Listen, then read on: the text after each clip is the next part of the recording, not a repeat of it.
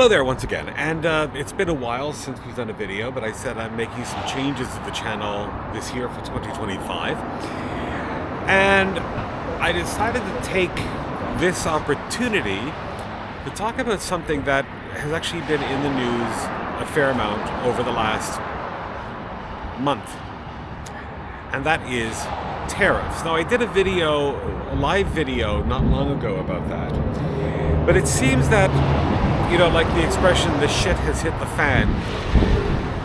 It's not the shit hitting the fan, it's the diarrhea, the vomit, the guts, splatting into the fan blades and going everywhere else.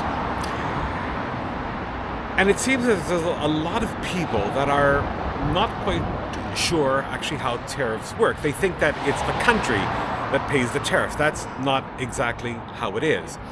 Now, how is this going to affect motorcycle sales? Well, I can give you one example. There's a company called Swire, that's S-W-I-R-E. They are a UK company that has their head office in London and their major global office in Hong Kong. Now, this is a huge organization. Swire is involved in so many different types of businesses. Real estate, investment. They also own more than 40% of Cathay Pacific Airlines, which is the national carrier of Hong Kong. And they also are involved in a number of businesses importing, for example, of a number of companies into different countries here in East Asia. So many that I'm not going to mention them all. I'll just put them up on the screen as I am talking. One of those companies happens to be Harley-Davidson. Now, not for all of East Asia, but more specifically, Harley-Davidson Taiwan. So the Harley-Davidsons that are imported into Taiwan to the flagship stores that customers buy are all taken care of by Swire.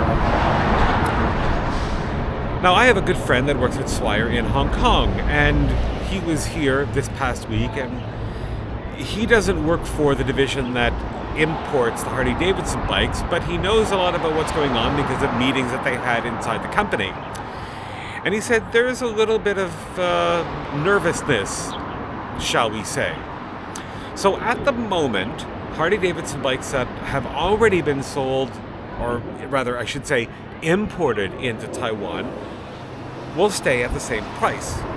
But there's a lot of discussion about what's going to happen now with the steel prices and aluminum prices that have a tariff on them, which means effectively the bikes that will be imported into the future will have a price rise. The exact amount, nobody knows yet. And as I have mentioned before, all motorcycles, especially even Harley-Davidsons, are a lot more expensive here than they are in other countries. And it's not just the tariffs and duties that are already on them for importing, but they have, you could call it a much higher percent tax for the duty. So as I mentioned before, a lot of all the Harley-Davidson bikes here, even though prices are, let's say, higher in Europe, for the price that we buy one here, you can buy two in Europe. Some of the models that you pay for one price here, you can actually buy sometimes three in the United States. So they are very expensive, and that's just Harley-Davidson. That's all large capacity motorcycles across the board. But with these tariffs, for example, there's a lot of nervousness going on. And he told me that he's already spoken to the people that manage the Harley-Davidson end of the business for Taiwan, and they said they've actually had some orders that have already been canceled because they were afraid that even parts and components would go up in price. So it is affecting business across the board. And an interesting topic that that kind of came up is Harley-Davidson now makes a lot of their level entry bikes in China. So you would think, well, because they're made in China, right, that the price for those level entry bikes in China is going to be low. That's not true. And I'll explain why. So if you have Harley-Davidson manufacturing a bike in China, even though Harley-Davidson, let's say in Beijing, is selling the bike at their major dealership, guess what? They're also going to be paying and charging the same duty and tax on it because it's an exported product. So products that are meant for export in China, even though they're selling it locally, will have the same tariffs put on them as well. And guess what? The country does not pay the tariff. No, it's the importer. And then, of course, the company that buys it from the importer. And then, of course, the company or retail shop has to add their cost into it as well. So, well, they pass that along to the consumer. So tariffs are just a really, really bad idea. The same with the whole protectionist side of it. Now, the person, Donald J. Trump, who's making these decisions, is just for somebody who claims to be smart, somebody who many of his supporters say is smart, he's just really being dumb. So either they don't realize how dumb and stupid he is, or they don't care. Now, I said before in the past, I'm not going to get into anything political on this channel, but for some reason, it seems that when we discuss things that are political, I get a lot more views. So yes, I'm going to say it right now. Donald Trump, the President of the United States of America, and the people around him are completely dumb. They're stupid. They have no idea at all. Now, tariffs like this are not going to affect the rich. No, because the rich, doesn't matter. They have the money. But guess who is it going to affect?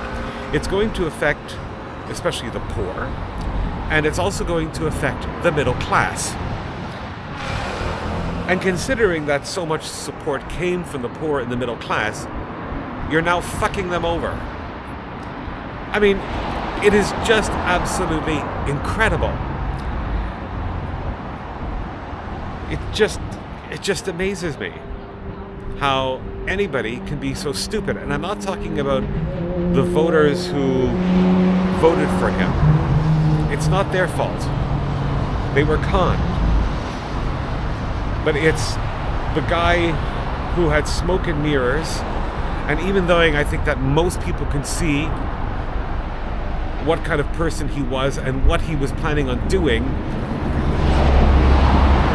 just kind of went unrecognized. It is absolutely astonishing. But that's the world that we live in now, I suppose, for the next few years.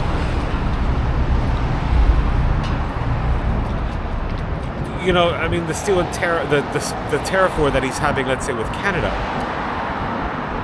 You think about it. You have a really good friend that you've had for a very long time, and then one day you wake up and you decide to turn against them. Really? You have the European Union, which have a very close relationship with that fucking moron in Washington, D.C. And then you just turn against them. Now,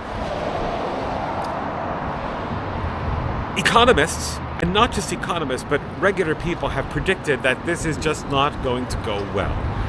And the signs are already there. There's already talk that a recession is probably on the horizon. And as every week goes by, and more of the arguing going on back and forth, especially because the United States started it, it's their own doing. It is just their own doing. But I have to say one thing that is quite nice. It is nice to see that many countries now are sticking up to the United States, and they're not going to put up with that nonsense anymore. Now, Canada has a new Prime Minister, Mark Carney. And even though he is the Liberal Party, he's really kind of shaken things up.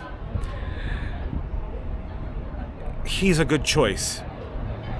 Now, people are complaining, well, he's not elected. Well, you have to know how the system works. in the past, for example, when Kim Campbell took over as Prime Minister from Brian Mulroney, she also wasn't elected to office. She was the caretaker Prime Minister. Then you have Premier Doug Ford for the province of Ontario. And it's quite interesting to see now that both the Conservatives and the Liberals, and even those on the far left, like far left parties like the NDP, the New Democratic Party, are kind of pulling together on this issue and kind of sticking up to that asshole in Washington. It's talk about a backfire, but in the long run, of course, people are going to get hurt, but that's just the way it is. When you have somebody who doesn't understand tariffs deciding to start a tariff war with his best friends, and then making concessions to the Russians and doing things to please the Chinese.